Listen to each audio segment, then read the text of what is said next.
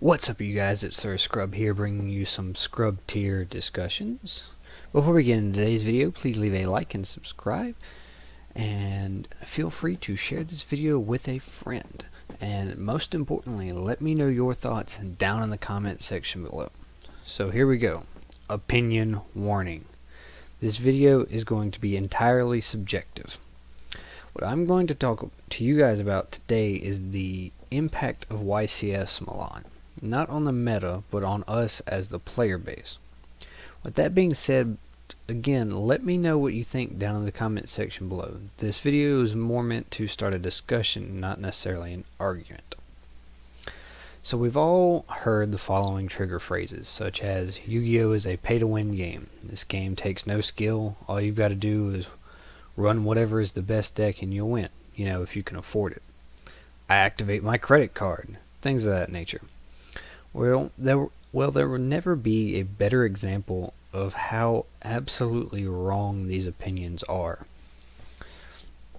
As we all know, Print Kids won YCS Milan, and everyone and their brother is scrambling to figure out how to beat the deck. But in all reality, the deck really isn't that strong when you know how to play against it.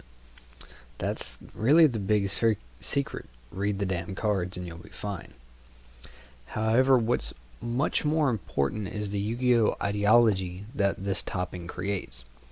Now, the deck list that topped YCS Milan was, in the grand scheme of things, relatively cheap. The total for the deck, main, extra, and side was $670. The main deck costing $178 and the extra being around $120, while the side deck being where most of the value was at a whopping $370. According to Yugioh top decks, which I'll have the link to in the description so you can see for yourself. So taking out the side deck, you can get this whole build for around $300, which in the grand scheme of things isn't that bad. So pay to win who? Considering most of the other decks that made top cut range anywhere from $5 to $1,000, yeah, at the very least it's one of the cheapest decks in top cut, side deck included. This single-handedly disproves the entire idea that you have to pay to get all the most expensive cards to be able to win. I mean, this is Prank Kids, for God's sake. I mean, and even when you look at the deck list, the side deck is where all of the value was, and side deck cards aren't specific to one deck, so you only have to buy them one time. It's not like you have to go and buy a whole new playset of whatever you're siding for every single deck. And that moves me on to the other point that I wanted to talk about, the idea that Yu-Gi-Oh takes no skill. Have you guys read these cards? The strongest card in the archetypes are the boss monsters, which are only a Raigeki and Feather Duster during the opponent's turn.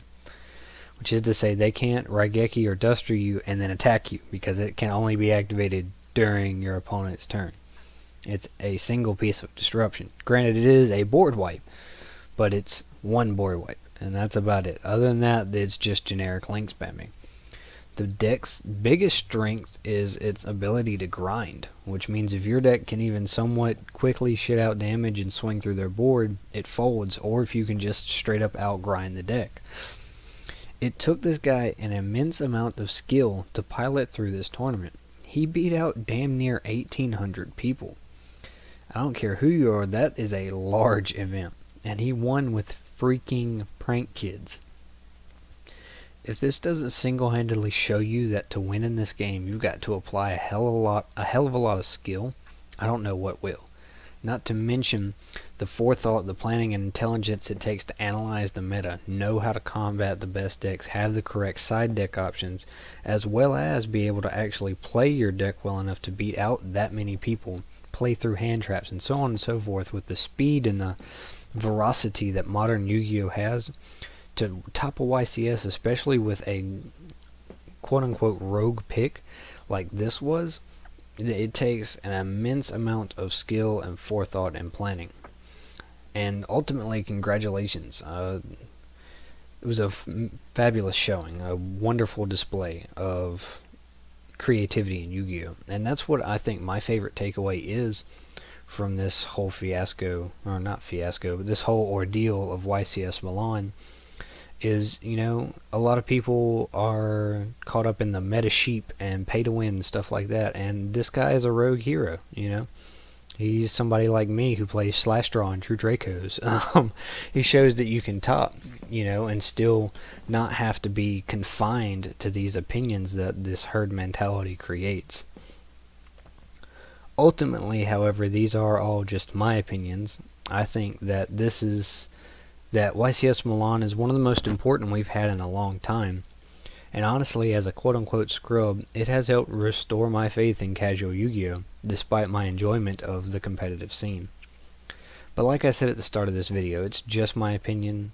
Let me know what you guys think down in the comment section below. Once more, if you enjoyed this video, leave a like and subscribe to see more content from me, but most importantly, don't forget, be a scrub.